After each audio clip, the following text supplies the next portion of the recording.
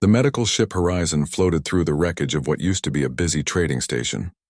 Lieutenant Daniel Cooper stood near the big window, watching broken pieces of metal drift past in the darkness of space. The distress signal had stopped 3 hours ago, but Captain Helen Brooks told everyone to keep searching anyway. "Sir, I found something," Ensign Lisa Morgan called out from her screen. "There's a life sign. It's weak, but it's there, about 200 meters from our right side." Daniel walked quickly to look at the scanner. The life signal was faint, appearing and disappearing on the screen. Whatever it was would not last much longer in the cold emptiness of space. He pressed his communication button. "Captain, we have a survivor." "I need permission to take the rescue shuttle." Helen's voice came through right away. "Permission granted. Take Peterson and Sullivan with you. Be careful out there." The shuttle bay doors opened with a loud hiss. Daniel put on his spacesuit along with Gregory Peterson, who handled emergencies, and Amanda Sullivan, a young medic with steady hands. The small ship left the horizon and moved toward the location. Through the front window, Daniel saw it floating among the broken metal. At first, he thought it was just another piece of debris, but as they got closer, the shape looked alive. The creature was huge, at least 3 meters long. Its body looked like the big cats from Earth, but it had armor plates covering its skin that shined with strange colors. 4 strong legs hung loose, and a long, thick tail floated behind it. "Is that a Krath warrior?" Amanda said quietly, her voice tight with fear.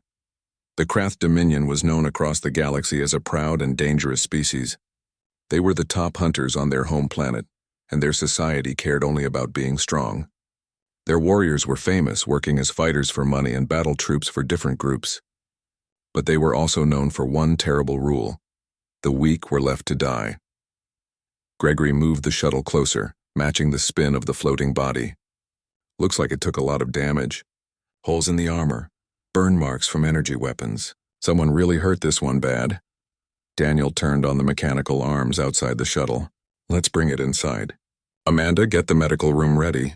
We don't know much about Krath bodies, but we'll do what we can." As they pulled the creature into the shuttle's cargo area and added air pressure, Daniel got his first good look at what they had rescued. The Krath's fur, where it was not covered in frozen blood, was a deep red color with black lines running down its back. Its face was wide and flat, with a large mouth full of sharp teeth made for ripping meat. Even knocked out and almost dead, it looked powerful. Amanda ran her medical scanner over the body. Multiple cuts, heavy blood loss, 3 broken ribs, and bad damage inside the body. Temperature is very low. "Daniel, I don't think this was just from fighting. Look at these marks on the back." Daniel looked at the area she pointed to. Deep claw marks cut across the Krath's shoulders and back, made by weapons he knew were Krath blades. It was attacked by its own people. Why would they do that? Gregory asked, his face pale behind his helmet. "Because it was hurt," Amanda said quietly, still scanning the body. "The Krath don't take care of their wounded. If you can't fight, you're useless to them. They throw them out." Daniel felt anger rise inside him. He had seen many cruel things in his years of work, but this casual throwing away of a wounded fighter seemed very wrong. "Not while I'm here. Get us back to the horizon. This one is going to live." The shuttle turned and flew hard toward the medical ship. Behind them, the broken pieces of metal kept spinning through the dark, quiet and uncaring. But one life had been pulled from that darkness, and Daniel Cooper had no plan to let it die. The medical room of the horizon buzzed with activity as Daniel and his team rushed the Krath warrior inside. Dr. Raymond Clark, the ship's main medical officer, stood ready with his team, though his face showed worry. "I've read about Krath bodies, but I've never worked on one," Raymond said, pulling up computer images of what Krath insides looked like. "Their blood system is different from ours. 3 hearts, nerves spread throughout the body. If we make a mistake, then we learn and fix it," Daniel interrupted, already washing his hands for surgery. "Amanda, prepare the blood replacement. Gregory, watch the heart monitors." The Krath lay on the big surgery table. Its chest moved up and down with short, uneven breaths. Up close, Daniel could see the details in its armor plates, natural bone structures that had grown for protection. Several plates were cracked or missing completely, showing raw flesh underneath. Raymond made the first cut, carefully removing damaged tissue. Dark purple blood came out, and Amanda quickly used the suction tool, blood pressure dropping in the second heart.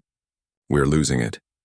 Daniel's hands moved with practiced skill, putting pressure on a cut blood vessel while Raymond worked to close it. Stay with us, he said quietly. Not sure if he was talking to the patient or his team. Hours blended together.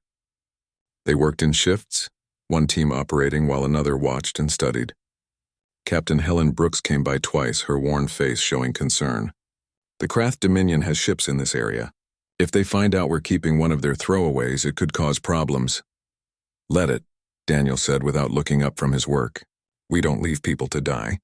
That's what makes us different from them. Helen looked at him for a moment, then nodded. Agreed, but get ready for trouble. By the 30th hour, the Krath's condition had become stable enough for Daniel to step back and let Raymond's team handle what was left. He walked slowly to the observation room, falling into a chair. His hands shook from being tired and the rush of stress hormones. Amanda joined him, giving him a cup of coffee. It's going to survive. Against all the odds, you saved it. We saved it, Daniel corrected. All of us together. Through the window, they watched the huge alien warrior lying still, covered in bandages and connected to different machines.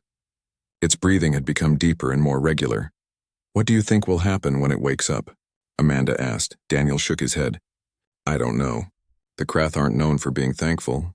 Their whole culture is built on being strong and in control. Showing weakness, taking help, those ideas are strange to them. But it's alive because we helped. That has to mean something. Maybe, Daniel said, taking a long drink of his coffee. Or maybe it'll see us as having seen its shame. We'll find out soon enough. The next day, the machines began showing increased brain activity. The Krath was waking up. Daniel had Raymond keep the alien partly sedated, enough to stop panic but not enough to keep it fully asleep. When he entered the medical room, 2 security officers followed at a distance, their hands near their weapons. The Krath's eyes opened slowly, showing bright yellow eyes with vertical slits for pupils. They focused on Daniel with a look that made him step back without thinking. The creature tried to stand, then fell back with a deep growl of pain. Easy, Daniel said, keeping his voice calm and steady. You're safe. You were badly hurt, but you're going to recover. The Krath's lips pulled back, showing rows of sharp teeth. It spoke, the words coming out in a deep, rough growl. The translator on Daniel's collar took a moment to work, then changed the speech into English. Why did you interfere? The question surprised Daniel. Not thank you or where am I, but an accusation. Because you were dying. We don't leave people to die. I am Krath, the warrior rumbled. The weak do not deserve life. I was judged and thrown out. You should have let space take me. Daniel pulled up a chair and sat down, meeting those fierce yellow eyes directly. I'm human, and humans think differently. We believe everyone deserves a chance to live, to heal, to become strong again. What's your name, warrior? The Krath was silent for a long moment. I was called Wraith. It no longer matters. I have no clan, no pride. I am nothing. You're wrong, Daniel said firmly. You're Wraith, you're alive.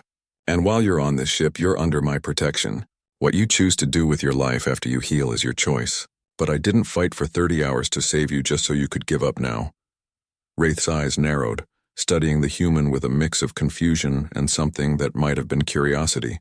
You are strange creatures. Weak but stubborn. Daniel smiled. Yeah, we hear that a lot. Now let's focus on getting you back on your feet. Or pause. Whatever works for you. For the first time, something changed in Wraith's expression. It was not quite respect, not yet. But perhaps it was the start of understanding. 3 weeks passed on the horizon, and Wraith's recovery went faster than anyone expected. The Krath body, made for a harsh world where only the strong survived, proved very tough once it was stable. Daniel visited the medical room every day, often finding Wraith awake and watching the human crew with those sharp yellow eyes. Your wounds are healing well, Daniel said, checking the latest scans on his computer tablet. Raymond says you'll be able to start moving exercises soon. Wraith flexed one big paw, the claws sliding out and back in slowly. Your healer is skilled for a human. I did not believe soft skins could understand Krath bodies. We learned, Daniel replied. That's what humans do best. We adapt, we learn, we overcome problems. Strange way of thinking, Wraith rumbled. My people believe strength is absolute. You cannot learn to be strong. You are born strong or you die weak. Daniel set down his tablet and leaned against the wall. Then why are you still alive? By your logic, you should have died in that wreckage field. The question made Wraith's ears flatten against his head, a sign of upset that Daniel had learned to recognize. I do not know. Perhaps the ancestors found it funny to keep my shame going. Or perhaps, Daniel said, strength isn't as simple as your people believe. You survived wounds that would have killed most beings. You're still fighting, still breathing.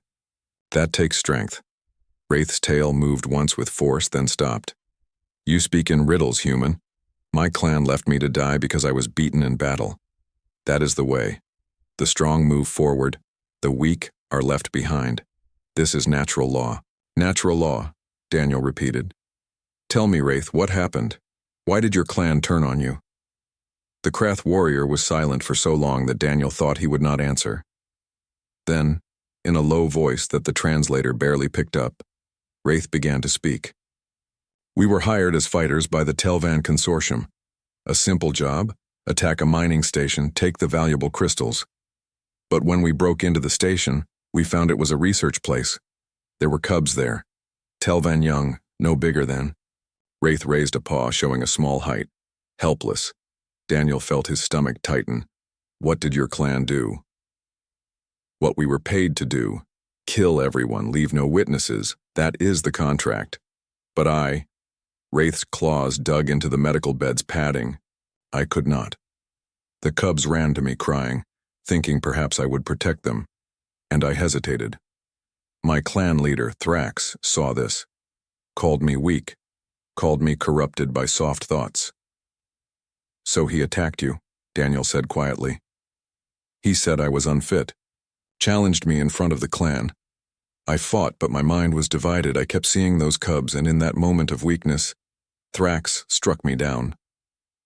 Wraith's voice dropped even lower. He should have killed me. Instead, he decided throwing me out was a greater shame. He had the clan mark me as an outcast, then threw me into the wreckage field. That is the last I remember before waking here. Daniel took in this information, pieces falling into place. You showed mercy, and they punished you for it. Mercy is weakness, Wraith growled. But the words sounded empty, as if repeating a lesson that no longer made sense. Is it? Daniel pulled up a chair and sat down. Let me tell you something about humans, Wraith. We were hunters too once. Top of our food chain, strong and without mercy. But somewhere along the way, we learned that mercy, caring, working together, these things made us stronger, not weaker. We built cities, reached the stars, not because we were the strongest individual fighters, but because we fought for each other. Soft way of thinking, Wraith muttered, but there was doubt in the words. Maybe. But this soft thinking saved your life, and now you have a choice to make. Daniel stood, meeting Wraith's eyes steadily. You can believe what your clan taught you, that showing mercy makes you weak. Or you can consider that maybe, just maybe, your instinct to protect those cubs came from a deeper kind of strength, the kind that doesn't need to prove itself through violence. Wraith said nothing, but Daniel could see the internal battle happening behind those yellow eyes. The Krath warrior had been raised in a culture that valued strength above everything, and everything that happened seemed to prove those teachings. Yet here he was, alive because someone had shown him the very mercy his people hated. Amanda entered the medical room with a tray of food, specially made for Krath eating needs. How's our patient today? Stronger every day, Daniel replied. Right, Wraith? The Krath looked between the two humans, then down at the food being offered. Slowly, carefully, he lowered his head in what might have been a nod. Stronger, he agreed, though I do not yet understand why. You will, Daniel promised him. Give it time. As he left the medical room, Daniel could not shake the feeling that they were at a turning point, not just for Wraith, but perhaps for something bigger. If one Krath warrior could be made to question his people's brutal way of thinking, what else might be possible? Captain Helen Brooks was waiting in the hallway, her face serious. We've received a message. Krath Dominion ships are in the system, searching for something. I think we both know what. Daniel felt his jaw tighten. How long until they find us? 2 days. Maybe 3 if we're lucky. Daniel, we need to decide what we're going to do. Keeping an exiled Krath could be seen as an act of war. Let me talk to Wraith, Daniel said. He deserves to know what's coming. Helen nodded slowly. And then? Then we give him a choice. Isn't that what humans do? We give people choices, even when those choices might start a war. Daniel met her look without backing down. Especially then. That evening, Daniel returned to the medical room. Wraith was sitting up now, much stronger than before. The warrior looked at him with knowing eyes. They are coming for me, Wraith stated. It was not a question. Yes, Daniel confirmed, sitting down. Krath ships are in the system. They're searching. I think it's only a matter of time before they find us. Then you should give me to them, Wraith said simply. There is no reason to risk your ship and crew for an exile.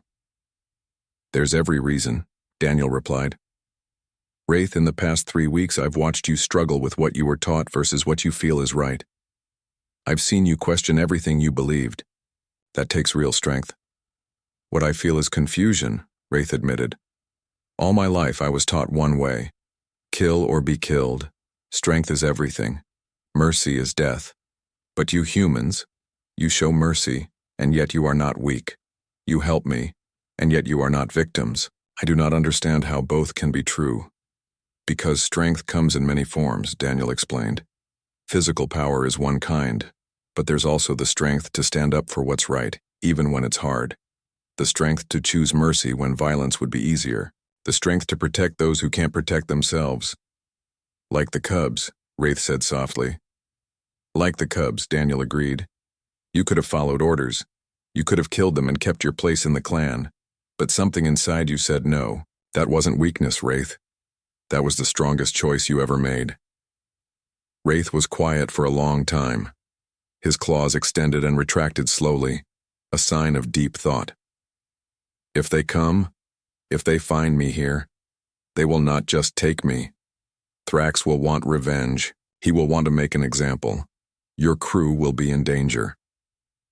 We know, Daniel said. Helen told everyone. They all voted to keep you here to protect you. Every single crew member chose to risk their lives for you. Why?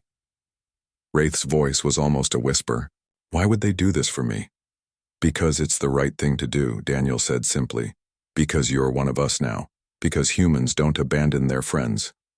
Friends, Wraith repeated the word slowly, as if tasting it. I have never had friends. Only clan members, allies of convenience, fellow warriors, but never friends. Well, you have them now, Daniel assured him, whether you want them or not. For the first time since waking up, Wraith made a sound that might have been a laugh.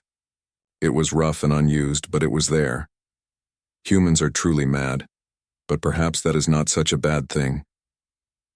Over the next 2 days, the crew prepared. They were not a warship, but they had some weapons and shields. More importantly, they had determination. And they had Wraith, who knew Krath tactics and strategies. Wraith worked with the security team, showing them Krath fighting styles, explaining their weapons and armor. At first, the crew was nervous around the big alien warrior. But as they trained, together they began to see what Daniel saw. Not a monster, but a person trying to find his way. Gregory approached Wraith during one training session. Can I ask you something? Wraith nodded. Those cubs you saved, do you ever regret it? Knowing what it cost you? Wraith was silent for a moment, then shook his head. No. For the first time in my life I did something that felt right, not just strong. If I had killed them, I would still have my clan. But I would have lost something more important. I would have lost myself. Gregory smiled. Then you're already stronger than Thrax. You just don't realize it yet. As the second day ended, the sensors picked up Krath ships entering the system. They were coming. The crew of the Horizon went to battle stations ready to face whatever came next. Daniel found Wraith standing near the big window, looking out at the stars. Are you afraid? Daniel asked. Yes, Wraith admitted. But not of dying. I am afraid of failing you. All of you. You risked everything for me. If something happens to this crew because of me, I could not bear it. Daniel and Wraith burst onto the bridge. The crew was at their stations, tense and ready. On the main screen, a Krath battle cruiser filled the view. It was 5 times bigger than the horizon. Covered in weapons and dark armor, it looked like a predator built only for war. "They're demanding we surrender any Krath aboard," Helen said without looking away from the screen. "Their commander says his name is Thrax." Wraith's whole body went rigid. His claws came out without thinking. "Thrax," he growled. "He has come to finish what he started. Or to make a point," Daniel added. "Either way, we're not handing you over." Helen turned to her communications officer. "Open a channel. Let's see what we're dealing with." The screen changed to show a huge Krath warrior. His armor was covered in scars from countless fights. His fur was black except for a white stripe running from his forehead to his nose. When he spoke, his voice was a deep snarl that made everyone on the bridge feel cold. "Human ship, I am clan leader Thrax of the Krath Dominion. Our sensors show one of our kind on your vessel. You will surrender this individual now." Helen stood, her small body somehow showing authority despite being tiny compared to Thrax. "This is Captain Helen Brooks of the medical ship Horizon. The individual you speak of was found dying in a debris field. We gave medical help as per our oath and galactic law. He is under our protection as a patient." Thrax's eyes narrowed dangerously. "That one is exiled, thrown out, worthless. He has no rights under any law. Give him to us or we will take him by force." "I don't think so," Helen replied coolly. "We don't hand over patients. Not to anyone. You dare defy the Krath Dominion?" Thrax leaned forward, his face filling the screen. "We could destroy your pathetic ship with one attack. Why do you risk this?" Before Helen could answer, Daniel stepped forward. "Because unlike you, we don't abandon our people. We don't punish mercy or throw out those who show compassion. And we certainly don't let bullies tell us what to do." Thrax's look shifted to Daniel, and something like recognition appeared in those yellow eyes. "You are the healer. The one who interfered with fate. You have made this one weak with your soft words." "I made him alive," Daniel shot back. "Which is more than you did. You left him to die because he wouldn't murder children. What does that say about Krath strength?" A dangerous rumble came from Thrax. "You know nothing of our ways, human. The weak must be removed so the strong can thrive. This is the natural order." "The natural order," Daniel said, his voice sharp with anger, "is survival. Working together, growing. Your natural order is just an excuse for cruelty." "Enough talk," Thrax snarled. "You have 1 hour to surrender the exile, or we will board your ship and take him." "Your choice, Captain." The screen went dark. Helen let out a breath she had been holding. "Well, that went as badly as expected. Options?" "We could run," suggested the navigator, Carl Newton. "Jump to faster than light speed before they can lock weapons." "They'd follow," Gregory said. "Krath battle cruisers are faster than us. We'd just die tired." "We fight," Amanda said quietly from the doorway. Everyone turned to look at her. She stood straighter, her voice gaining strength. "We fight. Not because we can win, but because it's right. Isn't that what humans do?" Helen looked around her bridge, seeing the determination on every face. Then she nodded. "Agreed. Daniel, take Wraith to the armory. Get ready. We're going to need every advantage we can get." In the armory, Gregory was already giving out weapons. He offered a plasma rifle to Wraith, who looked at it for a long moment before taking it. "This feels wrong," Wraith admitted, "fighting against my own kind." "They're not your kind anymore," Daniel said, checking his own weapon. "They gave up that right when they left you to die. Now you're fighting for something better. You're fighting for people who care about you." Wraith looked at the weapon in his paws, then at the humans around him. These small, weak creatures who had saved him, healed him, protected him. "I do not deserve this." "Yes, you do," Amanda said, walking over to him. "You saved those cubs when you could have killed them. You chose mercy when it cost you everything. That makes you worthy of our protection." The ship suddenly shook as the Krath cruiser attached itself to the horizon. The sound of cutting torches began, loud and terrible. They were coming through the hull in 3 places. Daniel led his team to the main entry point. Wraith crouched beside him, every muscle ready for combat. The other humans looked scared but determined. They had trained for this, but training and reality were very different things. "Here they come," Gregory muttered. The hull peeled away with a scream of torn metal. Krath warriors poured through, their armor shining, weapons up. They were bigger than Wraith, well-fed and ready for battle. When they saw their exiled clan member among the humans, they stopped for just a moment. That moment was all Wraith needed. He jumped forward with a roar that shook the hallway. His claws were out, his teeth showing. The first warrior went down with a cry of surprise. The second barely raised his weapon before Wraith was on him, fighting with a fury born of betrayal and new purpose.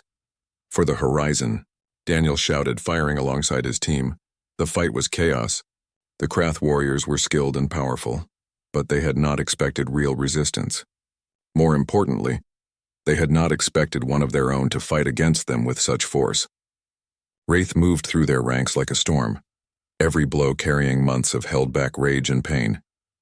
But there were too many. For every Krath that fell, 2 more came through. Daniel saw Amanda go down. He held his weapon tighter and kept firing. Gregory took a hit that sent him flying. The defense was breaking. Wraith grabbed Daniel and pulled him close. Over the noise of battle, he shouted, "The bridge! Thrax will go for the bridge. We must stop him!" They ran, leaving the others to hold the line. Daniel's lungs burned as they ran through the hallways, following the sounds of fighting. When they got to the bridge, they found Thrax standing over Captain Helen, his clawed hand at her throat. "The human leader," Thrax purred. "How fitting that you come to watch her die, exile." "Let her go, Thrax," Wraith demanded, pointing his weapon. Thrax laughed, a sound like rocks grinding together. "Or what, you will shoot me? With the human in the way? This is why you were always weak, Wraith. You care too much. You think too much. A true warrior acts without hesitation." "You're right," Wraith said and lowered his weapon. "I do care. I care that this human and her crew risked everything for a worthless exile. I care that they showed me more honor in 3 weeks than my clan showed me in a lifetime. And I care about making sure they survive." He dropped the weapon completely and spread his arms wide. "Let her go, Thrax. Take me instead. Finish what you started in the debris field, but let these humans live. They have done nothing but show mercy." Thrax's eyes narrowed with suspicion. "Why would you do this?" "Because," Wraith said simply, "I finally understand what real strength is, and it is not what you taught me." For a long moment, Thrax stood frozen, his mind working through this unexpected situation. His grip on Helen loosened slightly. Daniel saw his chance. He fired. The energy blast caught Thrax in the shoulder, spinning him away from Helen. Wraith lunged forward, tackling his former clan leader. They crashed to the floor in a tangle of claws and fury. 2 huge predators locked in primal combat. Daniel helped Helen to her feet as they watched the 2 Krath warriors fight. Thrax was bigger and fresher, but Wraith fought with something his opponent did not have: purpose. Every blow carried the weight of betrayal. Every strike was fueled by righteous anger. "Your weakness will be your death," Thrax roared, his claws cutting across Wraith's chest, reopening wounds that had barely healed. "Perhaps," Wraith gasped, driving his own claws into Thrax's side. "But I would rather die fighting for something I believe in than live as a monster like you." With a final burst of strength, Wraith threw Thrax against the main screen. The impact cracked the strong glass. Thrax fell, stunned. Wraith stood over him, one huge paw raised for the killing blow. "Do it," Thrax snarled. "Prove you are still Krath. Finish me." Wraith's paw shook. Every instinct, every lesson from his childhood demanded he strike. The Krath way was clear: finish your enemy. Show no mercy. Prove your strength. But he thought of Daniel, fighting for 30 hours to save a stranger. He thought of Amanda, Gregory, Helen, all willing to die rather than give him up. He thought of those Telvan cubs whose lives he had saved at such terrible cost. He thought of what real strength meant. His paw lowered. "No," Wraith said quietly. "I am done killing for pride. I am done following your bloody path." He turned to Helen. "He is your prisoner, Captain. Do with him as you will." The bridge was silent except for the sound of heavy breathing. Then Helen pressed her communicator. "All Krath borders, your leader has been defeated and captured. Stand down now or face destruction." There was a long pause. Then one by one, the Krath warriors began to lower their weapons. Without Thrax's authority, the attack fell apart. The clan members retreated to their ship, leaving their defeated leader behind. The crew of the Horizon had won.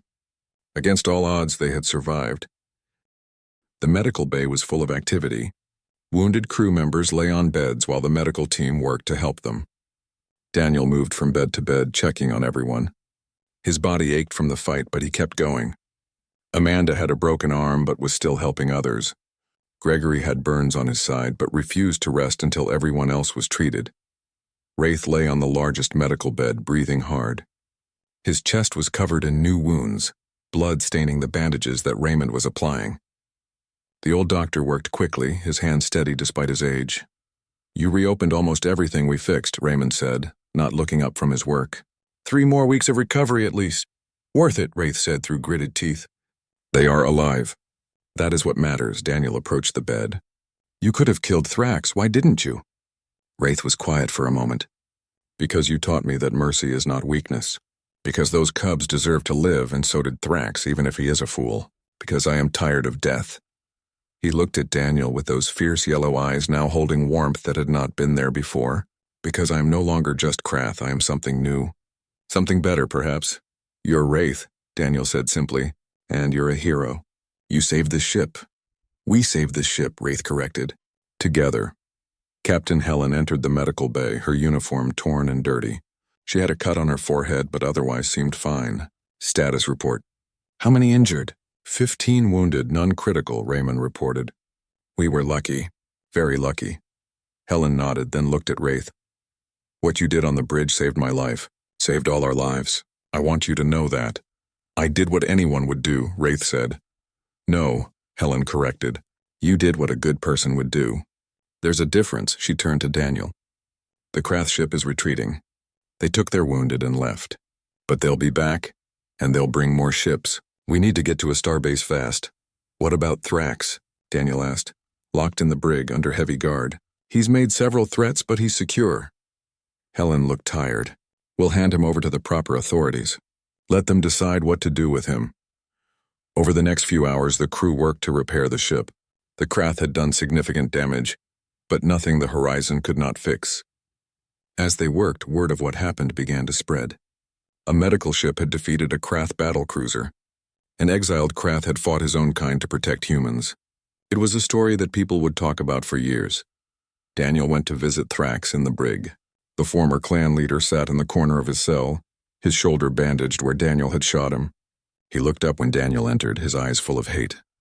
"Come to gloat, human?" "No," Daniel said, standing outside the energy barrier. "I came to understand. Why do you hate mercy so much? What makes compassion so terrible to you?" Thrax laughed bitterly. "You truly do not understand. On our world, the weak die. That is nature. That is survival. If we show mercy, if we help the weak, they drag us down. They make us weak. This is why the Krath are strong. We remove weakness." "But Wraith was not weak," Daniel argued. "He survived wounds that would have killed anyone else. He fought his way through your warriors like they were nothing. His mercy did not make him weak. It made him stronger. He is corrupted by your soft thinking," Thrax spat. "He has forgotten what it means to be Krath." "Maybe being Krath is not such a great thing," Daniel said. "If it means abandoning those who need help. If it means killing children. If it means living without friends or trust or love. Maybe your strength is actually weakness disguised." Thrax snarled and lunged at the barrier. It crackled with energy, forcing him back. "You know nothing. Your species is young and foolish. You will learn that mercy gets you killed. The universe is cruel, and only the strong survive." "Yet here I am," Daniel said calmly. "Alive, and my crew is alive. And Wraith is alive, all because we chose mercy over cruelty. Who is stronger, Thrax? The one locked in a cell or the ones who beat you?" Thrax had no answer to that. He turned away, his pride wounded worse than his body. Daniel left the brig and found Wraith sitting in the observation room, looking out at the stars. The big alien warrior seemed smaller somehow, tired and thoughtful. "Can I join you?" Daniel asked. Wraith gestured to the seat next to him. They sat in silence for a while, watching the stars drift past. "I spoke with Thrax," Daniel said eventually. "He still believes mercy is weakness. He cannot understand why you did what you did." "Neither can I sometimes," Wraith admitted. "All my life I was taught one way. Kill or be killed. Show no weakness. Trust no one. But you humans, you have shown me something different. You trust each other. You help each other. You show mercy, and you are not weak." "Different kinds of strength," Daniel said. "That's all it is. Physical power is one kind, but emotional strength, moral strength, these matter too." Wraith nodded slowly. "When I was young, before I became a warrior, my mother told me stories. Old stories from before the clan wars, when Krath lived differently. She said there was a time when we cared for our sick, when we raised our young together, when we knew more than just fighting. But those stories were forbidden. The clan leaders said they made us weak. What happened to your mother? Daniel asked gently. She died when I was young. Illness. The clan did not waste resources on treating her. Wraith's voice was heavy with old pain. I watched her die and I could do nothing. That was when I learned that caring was dangerous. So I stopped caring. I became the perfect warrior. Cold, efficient, merciless. Until the cubs, Daniel said. Until the cubs, Wraith agreed. They looked at me with such fear but also hope. They thought I might save them. And something inside me, something I thought was long dead, woke up. I saw my mother in them. I saw myself. And I could not do it. I could not kill them. So you saved them. I told them to run, to hide. I stood between them and my clan, and then Thrax attacked me. Wraith touched his chest where the scars were. He called me traitor. He called me weak. And part of me believed him. Until I woke up here and you told me that mercy was strength. That was new. That was different. Daniel put his hand on Wraith's arm. The alien did not pull away. You are stronger than you know. And not just physically. You had the strength to question everything you were taught. That is the hardest kind of strength. They sat in comfortable silence again. Then Wraith spoke, his voice thoughtful. What will happen now? The Krath Dominion will not forget this. They will come for me again. And they will come for all of you. Let them come, Daniel said firmly. We'll face it together. You would risk more for me? After all the danger I have brought? Wraith, you're part of this crew now, part of our family. We don't abandon family. That's not who we are. Wraith looked at the human, this small creature with such a big heart. Family. I have never had a family. Only a clan. But they are not the same thing, are they? No, Daniel agreed. A clan is about power and hierarchy. A family is about love and support. Very different things. I am beginning to understand that. Wraith's tail moved slowly, a sign of contentment. Thank you, Daniel, for saving my life, for teaching me, for being my friend. Thank you for trusting us, Daniel replied, and for fighting with us. You could have stayed neutral, but you chose our side. That means everything. The ship's communication system beeped. Helen's voice came through.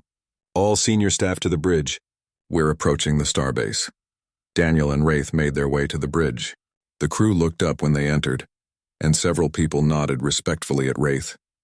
He was no longer the enemy, no longer the dangerous alien. He was one of them. On the main screen, a huge starbase appeared. It was a massive structure, home to thousands of beings from hundreds of species. Ships came and went like insects around a hive. We'll dock in 20 minutes, Helen announced. I've already contacted the authorities about Thrax. They're sending representatives to take custody. She looked at Wraith. They also want to speak with you. About what happened? About the Krath, Wraith nodded. I understand. I will tell them everything. You don't have to do this alone, Daniel said. I'll come with you. As will I, Amanda added. And me, Gregory said. Wraith looked around the bridge at all the faces looking at him with support and friendship. His eyes grew bright with emotion. You are all mad. But I'm grateful for your madness, Helen smiled. Then it settled. We face this together, as a crew, as a family. The Horizon docked at the starbase. As the crew prepared to disembark, Daniel felt a mix of emotions. Relief that they had survived. Pride in what they had accomplished. But also concern for what came next. The Krath Dominion was powerful. This was far from over. But looking at Wraith standing tall and proud among his new family, Daniel felt hope. If one Krath could change, could learn to value mercy and compassion, then maybe others could too. Maybe this was just the beginning of something bigger. Maybe they had started a revolution, one saved life at a time. The starbase conference room was large and filled with beings from many different species. Wraith sat at the center table, Daniel beside him. Representatives from the Galactic Council watched with interest. Some looked suspicious, others looked curious. News of what happened had spread fast. An elderly Telvin stood up. Her skin was pale blue and her eyes were large and kind. I am Council Member Verana. We have heard your story, Wraith of the Krath. We have also heard testimony from the Horizon crew. What you did was extraordinary. I did what was right, Wraith said simply. Nothing more. You saved our children, Verana continued, her voice shaking with emotion. The research station you raided, those were my grandchildren. Because of you, they lived. Because of you, they are safe. Wraith's ears went back in surprise. They survived? I thought surely my clan would have gone back. Your actions gave them time to escape. They hid until help arrived. Verana walked forward and placed her small hand on Wraith's large paw. You gave up everything to save them. How can we ever thank you? I need no thanks, Wraith said, his voice rough with emotion. I only did what should have been done. Another representative spoke up. This one a human from Earth's diplomatic corps. The question now is what happens next. The Krath Dominion has filed a formal complaint. They claim Wraith is a criminal and should be returned to them for punishment. They claim the Horizon committed an act of aggression by harboring him. That's ridiculous, Daniel said, standing up. We saved a dying being. That's not aggression. That's medicine. That's basic decency. We agree, the Earth diplomat said. But the Krath are powerful. We cannot simply ignore their demands without consequences. What kind of consequences? Helen asked from her seat. Trade sanctions. Possible military action. The Krath employ many mercenaries and have strong ties with several systems. They could make things difficult. Wraith stood, his full height impressive even among the diverse beings in the room. Then return me to them. I will not be the cause of war. I will not let others suffer for my choices. Sit down, Wraith, Daniel said firmly. We're not giving you up. There has to be another way. There is, Verana said. Asylum. The Telvan Consortium is prepared to offer Wraith official asylum and citizenship. The Krath have no legal claim on citizens of other worlds. We owe him a debt that can never be repaid. This is the least we can do. Other voices joined in. The Andromedan Alliance will also offer asylum, said a tall, crystalline being. What this warrior did showed true courage. We honor that. As will we, added another representative. Any being who chooses mercy over violence deserves protection. The Earth diplomat nodded. It seems you have many options, Wraith. Any one of these worlds would welcome you. Where would you like to go? Wraith looked around the room at all the faces offering him a new home. Then he looked at Daniel, at Helen, at the Horizon crew who had come to support him. If it is permitted, I would like to stay with the Horizon, with my family. Daniel felt his throat tighten with emotion. You want to join the crew? If you will have me, Wraith said. I have much to learn about being more than a warrior. About being a healer like you. About helping instead of hurting. I can think of no better teachers than the humans who saved me. Helen stood up and walked over to Wraith. She looked tiny next to him, but her voice was strong. Wraith, it would be an honor to have you as part of our crew. If the council approves, you have a place with us for as long as you want it. The council members conferred quietly among themselves. Then Verana spoke. Given the extraordinary circumstances, we grant Wraith asylum under Telvan protection.